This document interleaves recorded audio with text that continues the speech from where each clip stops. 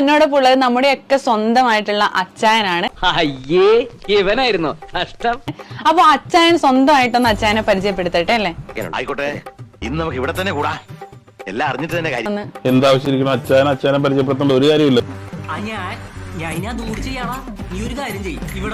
നിനക്ക് എന്നെ പരിചയപ്പെടുത്തണമെന്നുണ്ടെങ്കിൽ പബ്ലിക്കിനെ പരിചയപ്പെടുത്തി കൊടുക്കും. ഇങ്ങനെ നിങ്ങൾ ഇമ്മോറൽ ആവല്ലേ? എന്തേ? അതായത് ഈ വികാരം പരിചരിച്ചാവരുത്.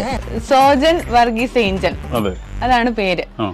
അപ്പോ ഇത്രയും വലിയ ഒരു നല്ലൊരു പേരുണ്ടായിട്ടും അച്ചായൻ എന്ന ഒരു പേരിൽ തന്നെ അറിയപ്പെടാനാണ് ആഗ്രഹിക്കുന്നത്. എന്തുകൊണ്ടാ?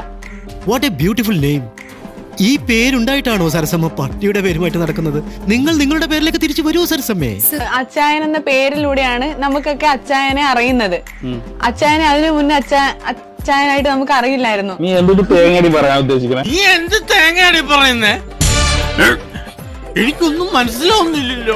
വന്ന വഴി മറക്കുന്നത് ശരിയാണ്. ഇപ്പൊ അച്ചായന് തൊപ്പിയോട് യാതൊരു സ്നേഹവും ഇല്ലാത്ത പോലെയല്ലേ പെരുമാറുന്നത്? താൻ എന്തൊക്കെയാണ് പറയുന്നത്? എന്തത് മുട്ട കോമഡി. അച്ചായന് തൊപ്പിയുടെ സ്നേഹം എന്ന് പറഞ്ഞാൽ എപ്പോഴും കെട്ടിപ്പിടിച്ച് ചുമ്മാ കൊടുത്തോണ്ടിരിക്കണമെന്നാണ് നിങ്ങൾ ഉദ്ദേശിക്കുന്നത്?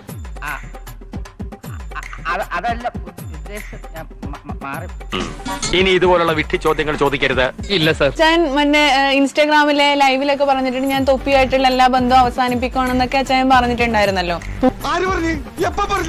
ഞാൻ പറഞ്ഞിട്ടില്ല. തൊപ്പിയായിട്ടുള്ള ബന്ധം ഞാൻ അവസാനിപ്പിക്കാന്ന് എവിടെ പറഞ്ഞു? അങ്ങനെ പറഞ്ഞിരുന്നു. നിനക്ക് തലക്ക് അച്ചായന്റെ ആവശ്യമില്ലാത്ത കാര്യങ്ങൾ വായന ചുടരുത്. അച്ചായന്റെ ഇൻസ്റ്റാഗ്രാം അക്കൗണ്ടിൽ തന്നെ അച്ചായൻ വീഡിയോ ചെയ്തിട്ടുണ്ട് തൊപ്പിയായിട്ടുള്ള ബന്ധം ഞാൻ ബന്ധം അവസാനിപ്പിക്കുവാണെന്ന്. നിനക്ക് എന്തിന്റെയൊക്കെയോ തുടക്കമാണ് കേട്ടോ. നീ പെട്ടെന്ന് ഡോക്ടറെ കണ്ടോ? പക്ഷെ തൊപ്പീനെ കുറിച്ച് ഇവിടെ സംസാരിക്കേണ്ട കാര്യമില്ല. നീ എന്നെ ഇന്റർവ്യൂവിന് വിളിച്ചേക്കണം. എന്നെ ഇന്റർവ്യൂവിന് വിളിച്ചേക്കണാണെങ്കിൽ എന്റെ കാര്യങ്ങളാണ് സംസാരിക്കേണ്ടത്. വിളിച്ചു വരുത്തി കളിയാക്കിയതാ അല്ലേ? അതെ. വിളിച്ചോണ്ട് വന്നിട്ട് എനിക്കിട്ട് പണിയാതാ പറഞ്ഞു. അതിന് പകരം തൊപ്പി തൊപ്പി തൊപ്പി തൊപ്പിന്ന് എടുത്തു വെച്ച് കഴിഞ്ഞാൽ നിങ്ങൾക്ക് തൊപ്പീനെ വിളിച്ച് ഇന്റർവ്യൂ എടുത്താ പോരാ? മതിയായിരുന്നു, വെറുതെ മനുഷ്യന്റെ ഉറക്കം കളഞ്ഞു. അതല്ല, തൊപ്പിയിലൂടെയാണല്ലോ അച്ചായൻ ഇത്രയും എസ്റ്റാബ്ലിഷ്ഡ് ആയത്. അതുകൊണ്ട് അതിനൊന്നും ഇല്ലേ? ഞാൻ എപ്പോഴും തൊപ്പിന്റെ തല വെച്ചോണ്ട് നടക്കണോ? എന്താ പറയാ, എസ്റ്റാബ്ലിഷ് ആയത് തൊപ്പി വഴിയാണെങ്കിൽ ഞാൻ എന്ത് ചെയ്യണം? തൊപ്പിയെ പുകഴ്ത്തി സംസാരിക്കണം. ഈ തൊപ്പി ഇങ്ങനെ കൂടെ കൊണ്ട് നടന്നത് ശരിക്കും അച്ചായൻ ഒരു ഫേമസ് ആവാൻ വേണ്ടിയല്ലേ? ശരിക്കും ചോദ്യം വല്ലാണ്ട് വഴിതെറ്റി പോകുന്നുണ്ട് കേട്ടോ. ആവശ്യമില്ലാത്ത ചോദ്യങ്ങൾ ചോദിക്കരുത്. അല്ല, തൊപ്പിയെ വേണ്ട, അച്ചായന് കിട്ടേണ്ടതൊക്കെ കിട്ടി. അപ്പൊ ഇത് വന്ന വഴി മറക്കുന്നത് ശരിയാണോ? മറ്റേ വർത്താനം പറഞ്ഞ് നിങ്ങൾ അങ്ങ് പോകരുത് കേട്ടോ. നിങ്ങൾ അമ്മാവൻ കാര്യമായിട്ട് ചൊറിയുന്നുണ്ടല്ലോ. അമ്മാവൻ ചൊറിഞ്ഞൊറിഞ്ഞ് തല്ലു വെച്ച് കൂട്ടുന്നു അതുപോലെ ആണേ. ഇതിനൊക്കെയുള്ള മറുപടി പറയുന്നത് എനിക്ക് ഭ്രാന്താവും. ഇതെന്ത് കോപ്പിലെ ചോദ്യം?